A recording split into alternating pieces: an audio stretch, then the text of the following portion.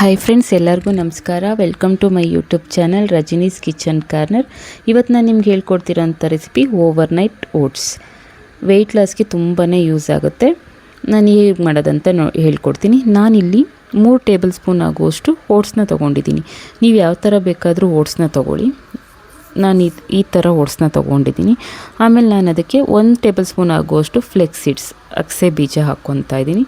1 table spoon ಆಗುವಷ್ಟು chia seeds, ಮತ್ತು ಒಂದು ಮುಷ್ಟಿ ಆಗುವಷ್ಟು ಪಂಪ್ಕಿನ್ ಸೀಡ್ಸ್ ಮತ್ತು ಸನ್ಫ್ಲವರ್ ಸೀಡ್ಸ್ನ ಹಾಕ್ಕೊಂಡಿದ್ದೀನಿ.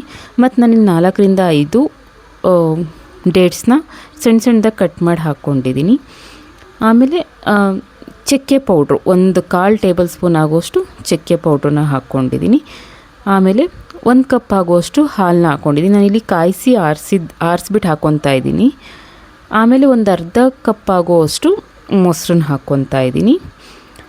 ಇಷ್ಟನ್ನು ಹಾಕ್ಕೊಂಡು ಚೆನ್ನಾಗಿ ಕಲಿಸ್ಕೊಂಡು ಇದನ್ನು ಫ್ರಿಡ್ಜಲ್ಲಿ ಇಟ್ಬಿಡಬೇಕು. ನನ್ನದು ವೆಯ್ಟ್ ಲಾಸ್ ಜರ್ನಿನಲ್ಲಿ ಓವರ್ನೈಟ್ ಓಟ್ಸ್ ನನಗೆ ತುಂಬಾ ಹೆಲ್ಪ್ ಮಾಡಿದೆ.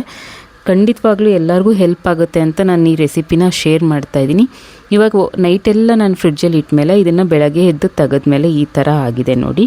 ಇವಾಗ ಇದಕ್ಕೆ ನಿಮಗೆ ಯಾವ ಫ್ರೂಟ್ಸ್ ಬೇಕೋ, ಸೀಸನಲ್ ಫ್ರೂಟ್ಸ್ ಆಗಿರ್ಬೋದು, ಅಥವಾ ಯಾವುದಾದ್ರೂ ನಿಮ್ಗೆ ಯಾವ್ದು ಬೇಕೋ ಅದನ್ನು ಹಾಕ್ಕೊಳ್ಳಿ. ನಾನಿಲ್ಲಿ ಬನಾನಾ ಮತ್ತು ಮ್ಯಾಂಗೋ ಸೀಸನ್ ಇದ್ದಿದ್ದರಿಂದ ನಾನು ಮ್ಯಾಂಗೋನ ಆ್ಯಡ್ ಮಾಡ್ಕೊತಾ ಇದ್ದೀನಿ.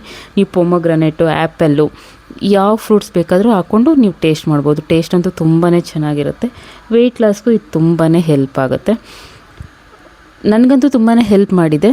ಸೊ ವೆಯ್ಟ್ ಲಾಸ್ ಜರ್ನಿನಲ್ಲಿರೋರ್ಗೂ ಇದು ಹೆಲ್ಪ್ ಆಗಲಿ ಅಂತ ನಾನು ವಿಡಿಯೋನ ಶೇರ್ ಮಾಡಿದ್ದೀನಿ. ಟ್ರೈ ಮಾಡಿ ಹೇಗಿತ್ತು ಅಂತ ಕಮೆಂಟ್ ಮಾಡಿ. ವಿಡಿಯೋ ನೋಡಿದ್ದಕ್ಕಾಗಿ ಧನ್ಯವಾದಗಳು.